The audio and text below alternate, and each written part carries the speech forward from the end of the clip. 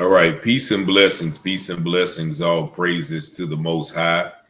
And yet another 68-year-old woman, an elder, has been shot at the hands of the police, shot 4 times. This time it happened in New Brunswick, Georgia, where 68-year-old Deborah Terrell lost her life at the hands of police who were called to her senior building. Now, I have not been able to find a news video about this situation, but I do have the footage of what the officers did to her. Now, before I show you the footage, I give you a little background information on the situation. The police say that they were called to the senior building at 5 a.m. That morning. I think it was August the 8th, 4 days ago. And they said they had reports of somebody walking around the hallway with a knife. And they went to Miss Terrell's door and they didn't get an answer. She didn't answer, whatever the case may be. She didn't come out. Now, later in that same morning, about 10 a.m., they said they received another call. And this time they said they knocked on her door again. And then they said they exchanged some words throughout the door. And when Miss Terrell came out, they're saying, which is very contradictory when you see this video, they're saying that they tased her, they maced her, and then they shot her. Now, keep in mind, Miss Terrell is 68. She weighs 120 pounds. And the relatives say that she is very unstable on her feet.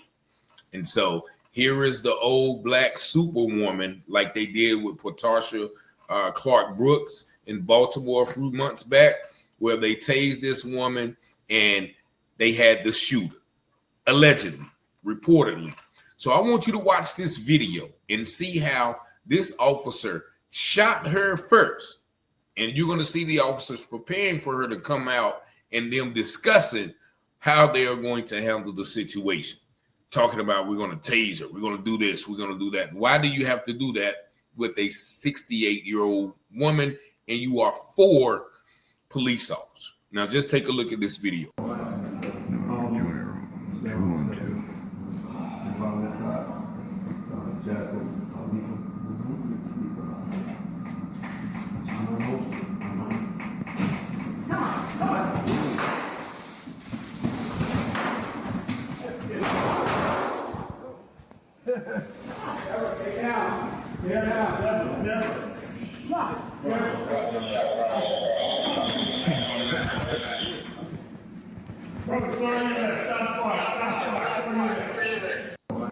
Now I'm going to show you another shorter version, which gives you once again the same angle.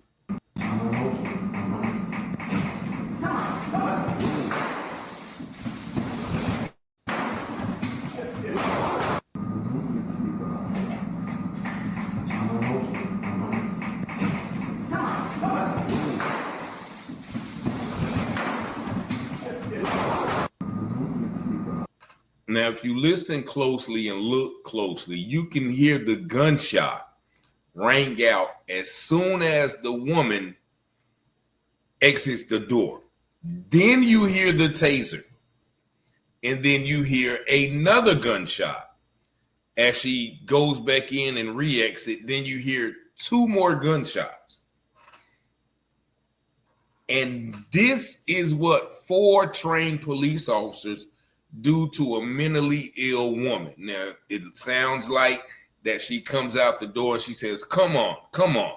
But she's 68 years old and weighs 120 pounds. And you see the officers backing up and then they instantly shoot her. Now, this is what the police and the police representatives are saying about the incident. It says the attorney general statement says police verbally engaged with the female resident before she exited the apartment with a knife, and officers encountered her in the hallway. Officers used pepper spray and a taser on the senior citizen, according to the statement. Then one New Brunswick police officer deployed his service weapon, striking the woman. Now, is that what you guys saw or heard? What I heard as soon as the lady got out of the apartment, I heard a gunshot. I didn't see any pepper spray. I didn't see any mace. I heard one gunshot, then I heard a taser, and I heard two gunshots, then I heard two more gunshots. The question is, why are they so antsy, so itchy to take the life of this woman? Now, this is a woman who residents knew, and they expressed outrage and suspicion after seeing the Attorney General's office statement. They're saying that these are people who lived in the building. She didn't bother nobody. I knew this woman over 30 years ago. She always stayed to herself. This is bogus, in which we see it's bogus. Another person said, I knew her for about 30 years too, and she used to babysit my daughter. Sweet woman, never bothered anyone. And others like myself and probably yourself questioned why police used 3 different weapons: pepper spray, taser, and a handgun. First of all, I think the first thing was the handgun, then the taser, then the pepper spray. I think they have it backwards. But her sister, Linda McCullough, says, my sister weighs 120 pounds. She's not stable on her feet. So once they mess with her, that would have been it, which is true. 120-pound lady, why do you have to shoot her 4 times before tasing her and macing her? Now, of course, the city and the mayor and the police did not respond to any comments. And so while these articles are being very vague, let me just show you some picture of the 68-year-old bus driver and mother of 3. Here she is right here. Here she is as well. And there she is, I guess, celebrating one of her children's graduation. And also here she is, possibly with another relative. But this is the lady that police considered so dangerous that they had to shoot her 4 times and then say that they tased her and maced her. This is what some other people are saying about Miss Terrell. She was a homebody who enjoyed the company of people despite challenges with her mental health. Admittedly, she was outgoing and fun-loving, but she had mental issues, shared Tomeo Pittman, her nephew. She did have some mental issues, but she was always outgoing. She was a conversationalist. Put it this way, when you would talk to her, you would say, she's the perfect person to babysit your children.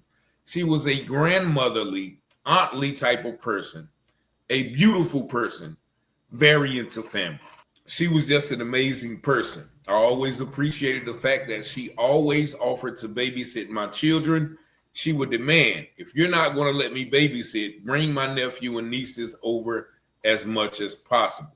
Now, this is the BS statement. I'm going to just call it what it is. The BS statement from Mayor Jim Cahill.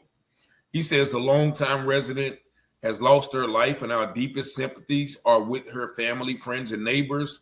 We also acknowledge the police officer involved and his family will carry the weight of this moment forever. He didn't have to do it. He's not carrying the weight. He should bear the criminal charges. Then he goes on with the all extensive training and split decision narrative. Our police officers undergo extensive training to prepare for the most complex and potentially dangerous situations they may encounter in the line of duty. That training is designed to prepare them to make sound, measured decisions and to act with professionalism and respect for the law, even under intense pressure. Still, no level of preparation can lessen the gravity or the sorrow a community feels when a life is lost. Now, considering what we saw on this video, does this look like a sound decision? Take a look at the video again.